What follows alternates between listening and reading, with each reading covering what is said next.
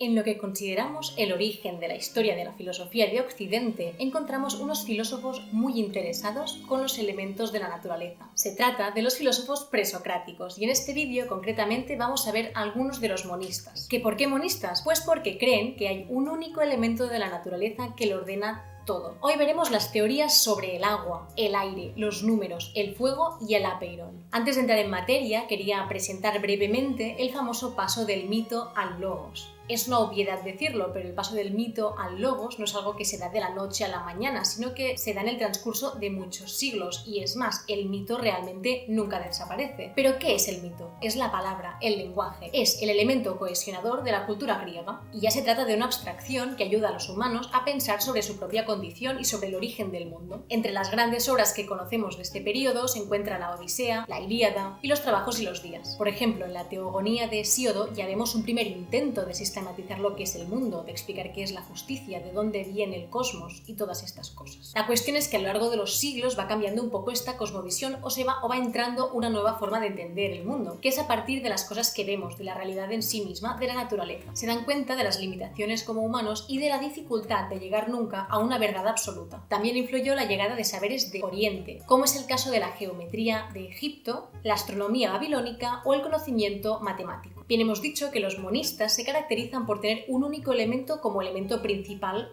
del universo, del cosmos, de los elementos, y este elemento se llama Arcgé. Empezaremos con el filósofo Tales de Mileto, que según Aristóteles es considerado el primer filósofo occidental. El elemento principal de Tales de Mileto era el agua. Parece ser que decía que la tierra flotaba sobre el agua. Es difícil hablar de Tales de Mileto porque no nos ha llegado nada de lo que él escribió, si es que llegó a escribir algo. Y por ejemplo, lo que explica de él Aristóteles lo escribió 3 siglos más tarde de su vida, es decir que bien podría ser todo mentira o inventado. De modo que no se puede afirmar que Tales dijera que todos los elementos del mundo están hechos principalmente por agua o que el agua sea su elemento principal, que es lo que dice Aristóteles de él, sino que sencillamente parece ser que dijo que el agua es el origen de la tierra, idea que podría estar muy inspirada en la cultura egipcia o babilónica, donde él estuvo estudiando geometría y matemáticas durante bastante tiempo. Y es que en Egipto consideraban que la tierra era plana y era como un plato que flotaba encima del agua. De hecho, hasta el mismo cielo estaría todo cubierto de agua y por eso el rey Sol, Ra, iría con una barca por el cielo haciendo su recorrido. Quien también habló de Tales fue el historiador Heródoto, que recoge la historia de que Tales de Mileto desvió el río Alis para que el ejército pudiera cruzar al otro lado. Suena pura alquimia, pero lo que realmente estaba recogido es que cavó e hizo una zanja, así que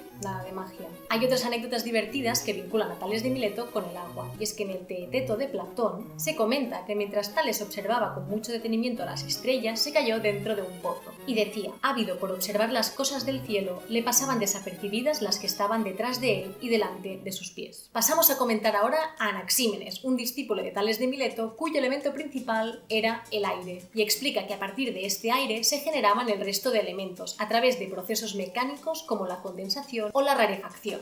Fuego, viento, nubes, tierra, todo esto sería creado a través de transformaciones cuantitativas del elemento del aire, es decir, por un cambio de densidad. ¿Pero por qué el aire? El aire era como el aliento, el alma, aquello que nos da vida. Y es que Anaxímenes concibe el mundo como un ser vivo, como un animal o como un humano a escala mucho mayor. Así como nuestra alma es aquello que nos da vida, que nos mantiene unidos al cuerpo, de modo que este cuerpo puede seguir viviendo y no se pudre, el aire sería lo mismo, envuelve el mundo y permite que haya vida. En tercer lugar pasamos a Pitágoras o a los pitagóricos, ya que lo mismo que Tales de Pitágoras tampoco se conserva nada. Se dice que él no escribió nunca nada, aunque sí que creó toda una escuela de pensamiento que de hecho dura hasta el Imperio Romano, que reaparece un poco el pensamiento de Pitágoras a través de los neopitagóricos. Bien, la ciencia pitagórica parte de que todo es número. Para ellos, la aritmética y la geometría eran aquello que subyacía al mundo y a través de lo cual se podía descifrar.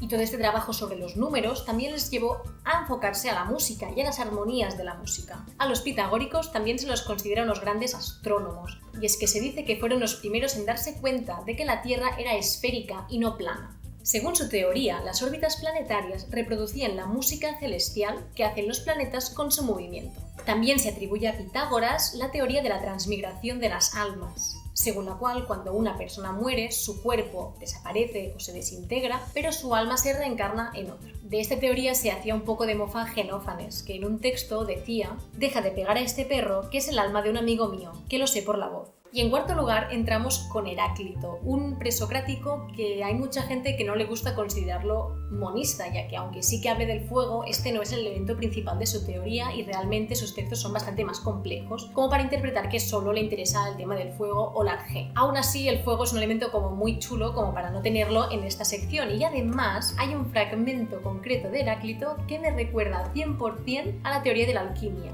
de Fullmetal Alchemist. Aunque su arjé sea el fuego, podemos decir que Heráclito se interesa bastante en hablar del logos, del lenguaje y sobre todo de lo que son las contradicciones. De hecho, la frase famosa de nunca te bañas dos veces en un mismo río, la formulación originaria con la que algunos investigadores se inclinan en decir que era la verdadera, es que entramos en el mismo río y no entramos en el mismo río, poniendo énfasis así en la idea de la contradicción lógica, que una cosa es y no es al mismo tiempo. Asume que la contradicción es la ley de las cosas, es por esto que habla de la armonía de los contrarios, que están siempre en tensión, en constante lucha. Y esto es lo que da orden al cosmos. ¿Pero qué tiene que ver el fuego en todo esto? Bien, como ya hemos dicho, no se puede tomar el fuego como un elemento que esté en todos los elementos de la naturaleza de forma directa y visible, sino que es algo que subyace la realidad. Podría ser como una metáfora del pensamiento, del logos, como la forma de hacer abstracción de esta realidad y poder comprenderla. Cosa que nos remite un poco a la idea del fuego de Prometeo, donde Prometeo quiere robar el fuego, es decir, la verdad, aquel conocimiento que los hombres tienen negado, y que sería el conocimiento que subyace la realidad, aquello que nos explica el porqué de las cosas. Pero a mí lo que me apasiona es un fragmento donde compara lo que es el fuego con el uso del oro. Y es que en aquel momento ya se hacía intercambio de bienes por oro, el oro ya era como un tipo de moneda de canje. Y es que tú cambias un producto por una cantidad determinada de oro en función de lo que valga este producto. Así entonces él dice, todas las cosas se cambian recíprocamente con el fuego y el fuego, a su vez, con todas las cosas. Debería aprender griego antiguo para hacer mi propia traducción de este texto, pero a mí lo que esto me remite directamente es que por cambio recíproco podemos entender cambio equivalente. Y a mí esto, again, me suena 100% a la teoría de la alquimia de Fullmetal Alchemist, donde para utilizar la alquimia, es decir, para utilizar el conocimiento sobre la Tierra, hay que hacer un cambio equivalente. No puedes crear algo de la nada, ni crear más de lo que no hay. Bien, y pasamos ya al último presocrático, Anaximandro.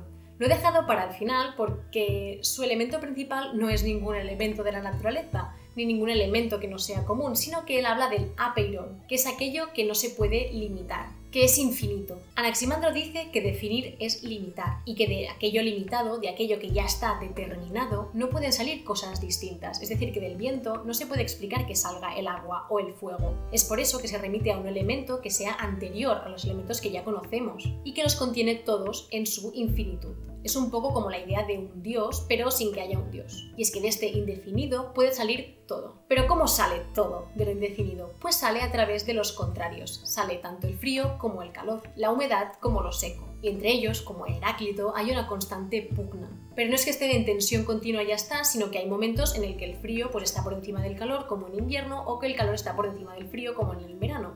Es decir, que se hacen injusticias los unos a los otros. Y esto será lo que ocurra mientras estemos en la Tierra. Y cuando este mundo termine, pues todo volverá al apeiron. Y de ahí pues vuelve a empezar. Y así hasta crear, pues yo que sé, infinitos universos. Si es que este señor era muy avanzado su tiempo. Recapitulando un poco, en este vídeo hemos visto 5 presocráticos monistas con sus elementos principales, con sus arjés distintas. Hemos visto a Tales de Mileto con el agua, a Anaxímenes con el aire, a los pitagóricos con los números, Heráclito con el fuego y Anaximandro con el apeiron.